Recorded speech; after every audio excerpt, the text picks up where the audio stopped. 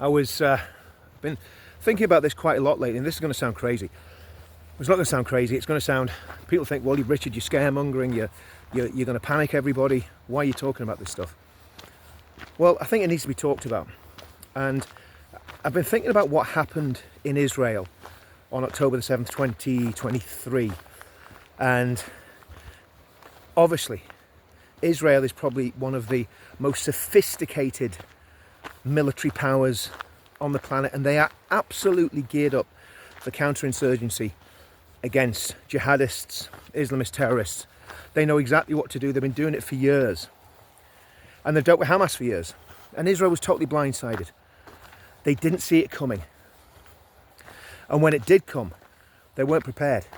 And to have, 1,200 people killed in a very short space of time, that was a shock to their system, to their military, to their security apparatus. And again, there's still a lot of questions to be answered by a lot of people in very, very prominent positions in Israel about why it happened and why there was such a massive intelligence failing. But that's not what I'm going to talk about. What I want to talk about is what would happen if that happened in the United Kingdom, if that happened in a village near Birmingham or Bradford, if there was an Islamist cell that got together with whatever weapons, whether it's bombs, knives, guns, shotguns, whatever, blast bombs, and attacked a little village in the north of England. How would the United Kingdom cope? And people say, oh, we'd send the SES in. Really? How many Special Forces soldiers are there in the UK?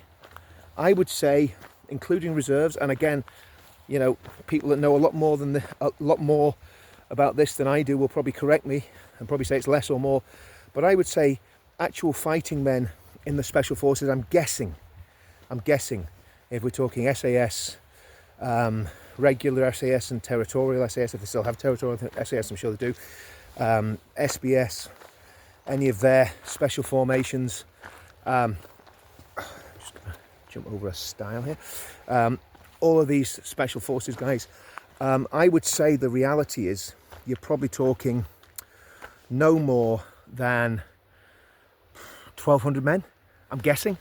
And obviously a lot of those guys are going to be deployed. The territorials will have full-time jobs. So how many people could you get to an area in the United Kingdom that was under attack from terrorists, whether they're jihadists or whether they're, you know, some far-right headbangers that have decided to go crazy? That's a big question, and it's a question I think our state should be answering. And obviously I did a video with Paul Thorpe a couple of weeks ago where we talked about the issue of mass deportations and getting rid of all these terrorists that are in the country that we know are terrorist sympathisers or actually actively plotting, how they should be interned, arrested and pushed out of the country. And the fact that we need some sort of home guard or some sort of reserve force. We probably also need some sort of home guard or reserve special forces unit that's made up of maybe retired SAS, SBS, Special Reconnaissance Regiment guys, maybe some Marines, some Paras, some of the other elite units in the British Army, some infantrymen that have done a lot of counterinsurgency.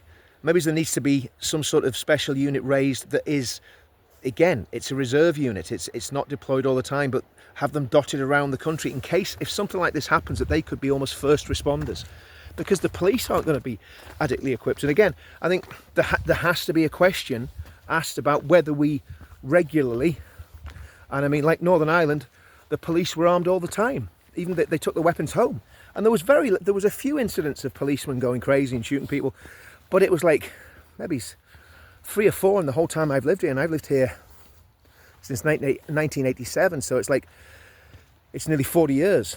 So the idea that you can't trust people with firearms, if people are properly trained and they're mentally robust and they're not crazy people that are going to go on a killing spree, you can have firearms in the house as long as they're properly stored, the ammunition's in a different place, and so on and so forth. So what I'm wondering is, what contingencies and what planning are the British government making for such an eventuality?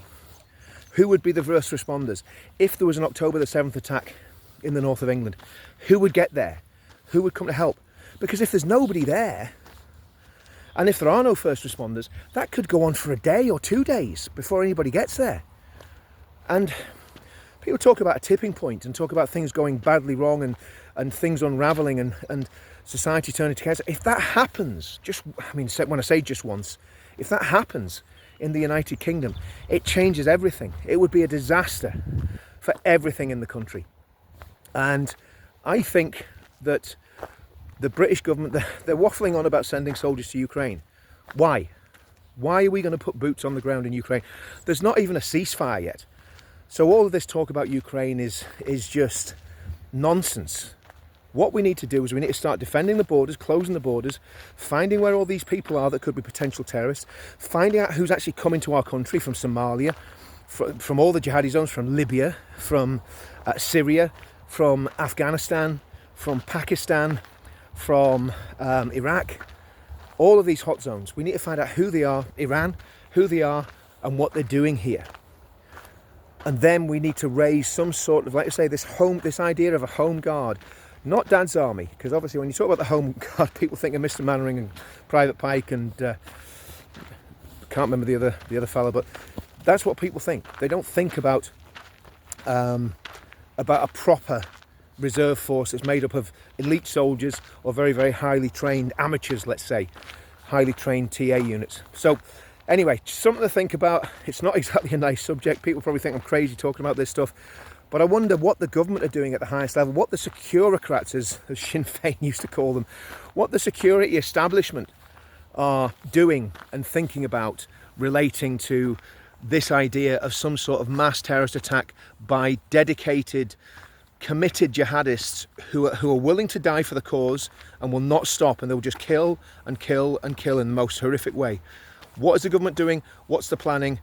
And to me, there isn't any, but I could be just an ignorant backwoodsman that knows nothing. That's highly possible. But I think these are questions that definitely need to be asked, and we need to know what the government's planning and what they're going to do if this eventuality ever happens. See you all soon.